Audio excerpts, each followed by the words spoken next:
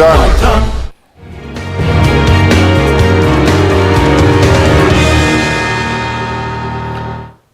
आप देख रहे हैं खबर तो समझिए और आपके साथ मैं हूं विवेक। इस वक्त की बड़ी खबर है सीमांचल से, जहां भूकंप के झटके महसूस किए गए हैं। अररिया किशनगंज में भूकंप के झटके महसूस किए गए हैं। इस वक्त की बड़ी खबर हम आपको बता रहे हैं, सीमांचल के ये जिले जहां पर भूकंप के झटके महसूस किए गए हैं, अररिया और किशनगंज उसमें शामिल है, जहां लोगों ने महसूस किया है भूकंप का झटका। हालांकि इसकी तीव्रता कितनी थी इसके बारे में अभी तक पता नहीं चल पाया है।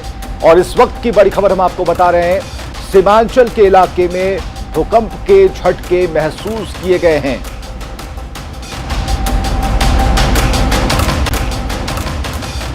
तो इस वक्त की बड़ी खबर, अररिया और किशनगंज में भूकंप के झटके महसूस किए गए हैं और रिक्टर पैमाने पर क्या इसकी तीव्रता है इसके बारे में कोई अभी खबर नहीं है। लोगों ने इस झटके को महसूस किया है और अररिया किशनगंज में भूकंप के झटके महसूस किए गए हैं। बड़ी खबर इस वक्त की। और हम आपको बताएं कि इससे पहले पटना में भी भूकंप के झटके महसूस किए गए थे, उसकी तीव्रता काफी कम थी। तब कई आकलन किए जा रहे थे कि ये फिर से रिपीट हो सकता है, लेकिन तत्कालिक तौर पर तो नहीं हुआ। लेकिन आज एक बड़ी खबर के तौर पर कि सीमांचल के इलाकों में भूकंप के झटके महसूस किए गए हैं। अररिया किशनगंज में भूकंप के झटके महसूस किए गए हैं और लगातार हम संपर्क में अपने सहयोगियों से, ताकि इसकी तीव्रता का आकलन किया जा सके, पता लगाया जा सके। मौसम विभाग ने की तरफ से क्या कुछ डेटा इस बारे में अभी तक आया है, इस बारे में भी हम लगातार बता रहे हैं। और पटना में भी महसूस किए गए हैं झटके, कटिहार भागलपुर में भी महसूस किए झटके। तो बिहार के ये जिलों की तस्वीरें हम आपको दिखाएंगे, लेकिन फिलहाल खबरों के माध्यम से हम आपको बता रहे हैं कि राजधानी पटना में भी भूकंप के झटके महसूस किए गए हैं। अररिया किशनगंज जो सीमांचल का इलाका है, वहां भी भूकंप के झटके महसूस किए गए। इसके अलावा राजधानी पटना में भी भूकंप के झटके महसूस किए गए हैं। कटिहार भागलपुर में झटकों को महसूस किया है। रजनीश हमारे साथ पटना से मौजूद है। रजनीश, पटना में भी झटके को महसूस किया गया, इसके बाबत क्या अपडेट खबर है? देखिए, बिल्कुल अभी तकरीबन 22 सेकेंड तक लोगों ने महसूस किया है भूकंप का झटका। और सबसे ज्यादा झटका लोगों ने महसूस किया है किशनगंज के ठाकुरगंज में। तो वहां पर लोगों ने काफी देर तक महसूस किया और तेज झटका लगा है किशनगंज में। दूसरी तरफ भागलपुर, अररिया और साथ ही पटना में भी लोगों ने महसूस किया है।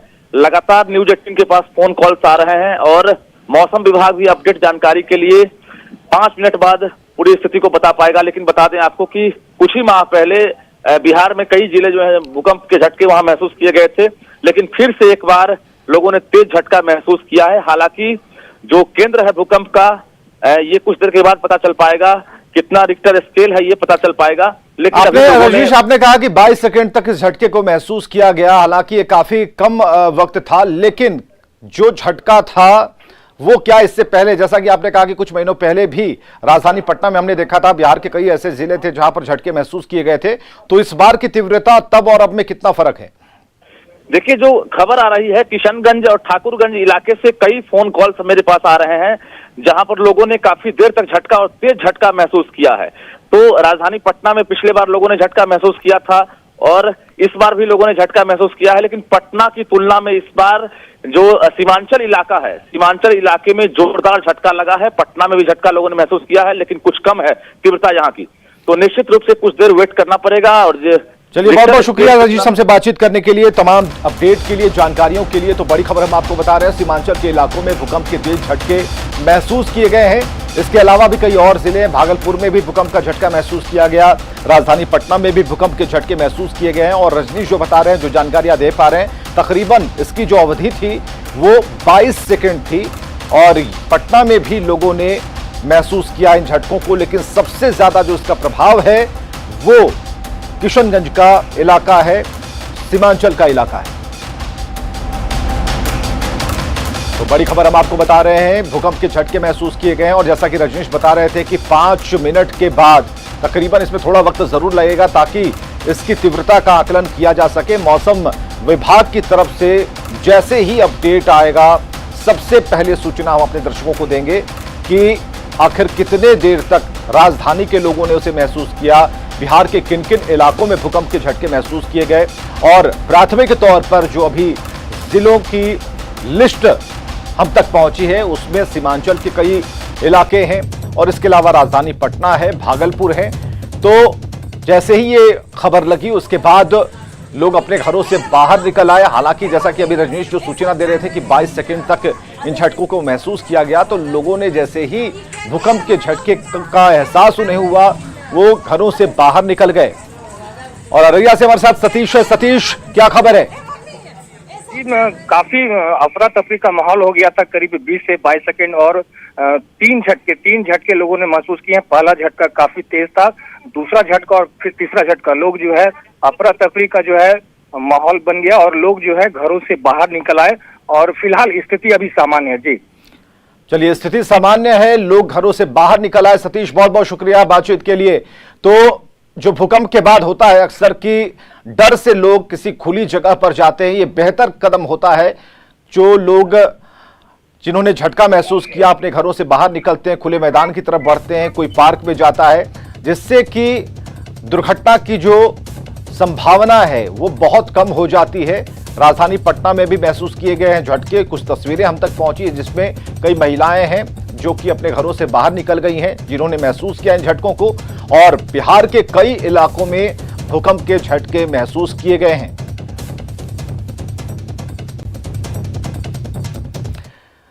और अब खबर की बात जिसका बिहार के 16 लाख से ज्यादा छात्रों को इंतजार था। बीएसईबी ने मैट्रिक का रिजल्ट जारी किया और इस बार 78.17% छात्र पास हुए।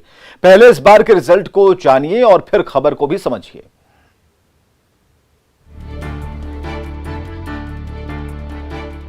बिहार में 10वीं के नतीजे जारी होने के साथ ही 16 लाख से अधिक विद्यार्थियों का इंतजार खत्म हो गया। बिहार स्कूल एग्जामिनेशन बोर्ड यानी बीएसईबी ने मैट्रिक का रिजल्ट जारी कर दिया। राज्य के शिक्षा मंत्री विजय चौधरी ने मैट्रिक के परीक्षा परिणाम जारी किए।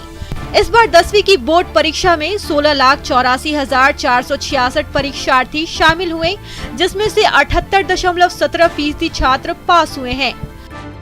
जो इस बार के नतीजे की सबसे बड़ी विशेषता है कि विद्यार्थियों में ऊंचा स्थान पाने की जबरदस्त प्रतिस्पर्धा आपको देखने की मिलेगी। और ये इसी एक बात से आप समझ जाइएगा कि ऊपर के जो 10 अंक हैं 484 से शुरू होके 475-76 तक, इस बीच में 101 परीक्षार्थी। जमुई स्थित सीमूलतला की पूजा कुमारी, रोहताश के बलदेव हाई स्कूल के संदीप कुमार और जमुई सीमूलतला की शुभ दर्शनी ने संयुक्त रूप से टॉप किया है। पूजा कुमारी, शुभ दर्शनी और संदीप कुमार को 484 नंबर मिले हैं। इन्होंने रिकॉर्ड 96.8% अंक के साथ टॉप किया है।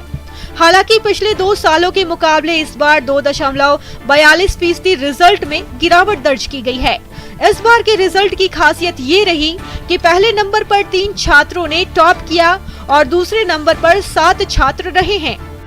ऊपर के जो 2 पोजीशन है, फर्स्ट और सेकंड, इस पे फर्स्ट पे 3 है और सेकंड पे 7 है लड़के। और उस 10 परीक्षार्थियों में 7 लड़कियां हैं, 3 लड़के हैं। मैट्रिक रिजल्ट आने के बाद छात्रों में खुशी की लहर है। परीक्षा परिणाम में एक बार फिर लड़कियों का दबदबा दिखा। न्यूज़ 18 के लिए पटना से रजनीश कुमार और आनंद अमृतराज की रिपोर्ट। और इस रिजल्ट के मायने को समझना जरूरी है कि बिहार के सरकारी स्कूलों में सेशन अप्रैल महीने से शुरू होता है। कोरोना के कारण 24 मार्च को बिहार समेत पूरे देश में पहला लॉकडाउन लगाया गया और इसके बाद से स्कूल बंद हो गए। कोरोना की वजह से पूरे साल स्कूल नहीं खुले, यानी कि पढ़ाई बाधित रही। विद्यार्थियों का पूरा सेशन लैप्स हो गया। साल के 365 दिनों में बिहार के सरकारी स्कूल 251 दिन खुलते हैं और साल भर में 60 दिन सरकारी छुट्टियां होती हैं, 54 रविवार होते हैं। सबको अगर जोड़ लिया जाए तो 114 दिनों की छुट्टियां रहती हैं। तो साल के 365 दिन में 114 दिन अगर घटा दीजिएगा तो एक सेशन में 251 दिन की पढ़ाई होती है। कोरोना काल में प्राइवेट स्कूलों ने ऑनलाइन पढ़ाया, बिहार बोर्ड से जो जुड़े स्कूल थे उन्होंने ऑनलाइन पढ़ाया नहीं और स्कूलों में शिक्षक मोबाइल पर भी उपलब्ध नहीं थे। कोचिंग और ट्यूशन सभी बंद थे और ऐसे में 78.17% रिजल्ट बच्चों की मेहनत का नतीजा है। तो इसे इस तौर पर देखा जाए कि जब सारे शिक्षण संस्थान बंद हो गए, पढ़ाई का जरिया नहीं रहा और सरकारी स्कूलों का रिजल्ट हमने देखा बहुत बेहतर है इस बार, तो ये छात्रों की मेहनत का नतीजा है। और इस बार का मैट्रिक रिजल्ट कई मायनों में खास रहा। 484 अंकों के साथ 3 छात्रों ने टॉप किया। 78% छात्र पास हुए, जिनमें लड़कियों का दबदबा बरकरार रहा। टॉप करने वालों में सिमलतुला आवासीय विद्यालय की 2 छात्रा पूजा कुमारी और शुभदर्शनी ने 484 अंक हासिल किए और इन दोनों के साथ रोहतास के दिनारा स्थित बलदेव हाई स्कूल के संदीप कुमार ने 484 नंबर लाकर पूरे बिहार में टॉप किया है। बिहार में तीनों टॉपर की 3 तस्वीरें अभी हम आपको स्क्रीन पर दिखा पा रहे हैं।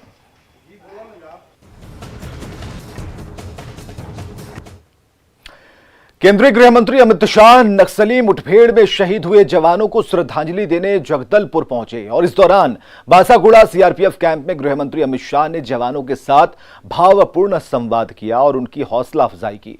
गृह मंत्री ने कहा कि देश आपके साथ है, सरकार आपके साथ है, बलिदान पर शोक भी है और गर्व भी है। विजय तक ये लड़ाई जारी रहेगी। जिन्होंने इतनी बहादुरी के साथ ये ऑपरेशन के अंदर घंटों तक लड़ाई लड़कर जिनके साथ लड़ाई थी, इनके दांत खट्टे किए, ऐसे सीआरपीएफ और कोबरा फोर्स के सभी जवान भाइयों, सबसे पहले तो ये ऑपरेशन के अंदर हमारे कुछ साथी शहीद हुए हैं। छत्तीसगढ़ पुलिस के, सीआरपीएफ के,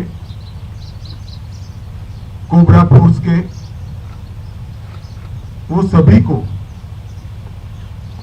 मैं देश के प्रधानमंत्री जी की ओर से, मेरी ओर से और समग्र देश की जनता की ओर से बहुत भावपूर्वक श्रद्धांजलि देता हूं। उन्होंने अपने जीवन का सर्वस्व इस देश के लिए, इस देश के विकास के लिए, इस देश की शांति के लिए त्यागा है, बलिदान दिया है। उनके सर्वोच्च बलिदान को ये देश कभी भुला नहीं सकता। जो लोग गए हैं, इनके परिवारों के प्रति भी पूरे देश की सहानुभूति है। पूरा देश चट्टान की तरह इनके साथ खड़ा है। मैं आप लोगों को आज इतना ही कह सकता हूं कि आपके कुछ साथी आपने जरूर गंवाए हैं, मगर आप भारत सरकार पर, छत्तीसगढ़ सरकार पर भरोसा रखना। आपके साथियों का बलिदान व्यर्थ नहीं जाएगा। जिस उद्देश्य के लिए इन्होंने बलिदान दिया है, वो उद्देश्य निश्चित रूप से पूरा होगा और विजय हमारी होगी। आज सुबह मैं जब इन सब के मृतदेहों को उनके घर पर भेजा जा रहा था, तब उनको सलामी देकर आया हूं, श्रद्धांजलि देकर आया हूं। जब ये दृश्य टीवी पर जाते थे, पूरे देश के परिवारों के घर के अंदर सभी लोगों के आंखों में नमी थी। एक सम्मान का भाव था, एक फक्र का भाव था कि देश का जवान अपने घर से किलोमीटरों दूर देश के लिए, देश की मिट्टी के लिए, देश की शांति और देश के विकास के लिए अपनी जान का बलिदान दिया। एक और तो गौरव हो रहा था, दूसरी ओर मन में बड़ा शोक और दुख भी था कि इतनी युवावस्था में ये जवान हमारे बीच में नहीं। आज मैं उसी टीम के साथ बैठा हूं जो टीम ये लड़ाई लड़कर आई। आपने मुझे बताया, मेरी ब्रीफिंग भी हुई वहां पर, घंटों तक इतनी विषम परिस्थिति में आपने बहादुरी के साथ ये लड़ाई को लड़ा है। पूरा देश आप पर गर्व कर रहा है। कुछ क्षति हमारी जरूर हुई, मगर जिनके खिलाफ हमारा ऑपरेशन था, जिनके खिलाफ लड़ाई थी, उनकी भी क्षति हुई। और हमें ये नहीं भूलना चाहिए कि कुछ साल पहले वहां पहुंचना भी दिक्कत थी। उनके घर में जाकर, उनके घर तक पहुंचकर हमने लड़ाई लड़ी है और हम बहादुरी के साथ लड़े। आप सबकी बहादुरी के कारण ही 4-4.5 घंटे तक मुठभेड़ चली। उनका भी भारी नुकसान हुआ, हमारा भी नुकसान हुआ, परंतु ये लड़ाई है, ये लड़ाई को हमने अंजाम तक पहुंचाना है। विगत कई सालों से हम देख रहे हैं, धीरे धीरे धीरे हम अपनी पोस्टों को आगे बढ़ाते जा रहे हैं। 2019 से गृह मंत्री हूं, मैं देख रहा हूं 2 साल के हम अंदर काफी अंदर गए हैं। लॉजिस्टिक को भी बढ़ाया है और रोड को भी अंदर तक पहुंचाने का हमने प्रयास किया है। हमारे कैंप भी बड़े हैं, जवानों की तैनाती भी बढ़ी है। कुछ दिक्कतें जरूर हैं जो आपने बताई है, मुझे मेरे साथियों ने भी लिखी है, मैं भी इसकी एक डिटेल नोट लूंगा। आप आश्वस्त रहिए, जो बेस्ट अवेलेबल हो सकता है वो आपके लिए उपलब्ध कराने में भारत सरकार कोई कसर नहीं छोड़ेगी। ये सारी की सारी जो आपने बातें बताई हैं, उसको उच्चतम स्तर से गंभीरता के साथ लेकर आपकी सहायता हो, इस प्रकार की व्यवस्था हम खड़ी करना चाहते हैं। परंतु मैं इतना ही कहना चाहता हूं मित्रों, कि जब एक साथी साथ छोड़कर जाता है, हम सबका दुख तो होता ही है, परंतु ये पूरे क्षेत्र के हजारों गरीब जो आज नक्सल समस्या के कारण लाखों करोड़ों लोग विकास से महरूम है, यहां ना उद्योग आ सकता है, ना रोजगार आ सकता है, ना अच्छी स्कूलें बन सकती है, ना अस्पताल बन सकते हैं, ना कॉलेज बन सकते हैं। उनके जीवन की सुखाकारी के लिए समस्या के खिलाफ हमने लड़ना ही चाहिए, लड़ना ही पड़ेगा, हमारे पास कोई चारा नहीं। सरकार यह भी प्रयास कर रही है कि सब लोग हथियार डालकर आए। मैं तो आज भी कहता हूं कि हथियार डालकर आना है, उनका स्वागत, मगर हाथ में हथियार है तो हमारे पास भी कोई रास्ता नहीं बचता। आपके जज्बे के कारण, आपकी वीरता के कारण और विषम परिस्थिति में संघर्ष करने के आपके एक स्वभाव के कारण आज देश में नक्सल समस्या काफी मात्रा में कम हुई है। बहुत सारे क्षेत्रों को हमने इस समस्या से बाहर निकाल दिया है। और ये क्षेत्र जहां मैं खड़ा हूं, वो आज समस्या का एपिक सेंटर बना हुआ है। और ये क्षेत्र में आपकी तैनाती है, तो आपकी एक विशेष जिम्मेदारी है कि लड़ाई अपने अंतिम चरण में पहुंची है, उस वक्त जरा भी हिम्मत गवाए बगैर जिस वीरता के साथ आपने परसों लड़ाई लड़ी है, इसी भाव को, इसी वीरता को कंटिन्यू करते हुए जब तक विजय नहीं होता, हमने लड़ना पड़ेगा, लड़ना चाहिए और विजय की प्राप्ति करनी चाहिए। अन्य राज्यों से कोऑर्डिनेशन, स्टेट गवर्नमेंट का कोऑर्डिनेशन अच्छा ही है, ये सारी चर्चा भी हुई है, कार्य योजना भी बनी, मगर लड़ाई होती है तो क्षति भी होती है, और जब साथी जाता है दुख भी होता है। ये दुख जितना आपको है उतना ही हमें भी है, परंतु लड़ाई को हम रोक नहीं सकते। लड़ाई को इसी जज्बे के साथ आपको आगे बढ़ाना है, और इसीलिए आज मैं यहां आपके बीच में आया हूं। और खबरें लगातार जारी हैं, आप बने रहिए हमारे साथ।